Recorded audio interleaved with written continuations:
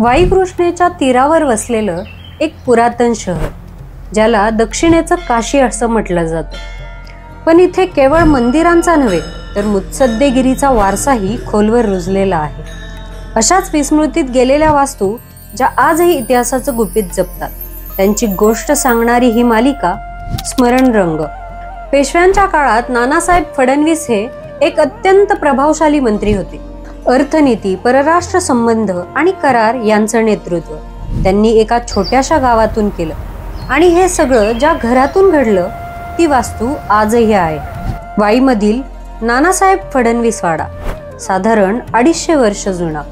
लाकडी खांब, तुळशी वृंदावन, शांत चौक, जिथं इतिहास केवळ घडला नाही तर घडवला गेला. अशी घरही वास्तू नसतात, ती आपल्या ओळखीचा भाग असतात. तुमच्या जिल्ह्यातही अशी वास्तू आहे का, जी केवळ स्मरण रूपात उरली आहे? कमेंट करून सांगा आणि भेटूया स्मरण रंगाच्या पुढच्या भागात.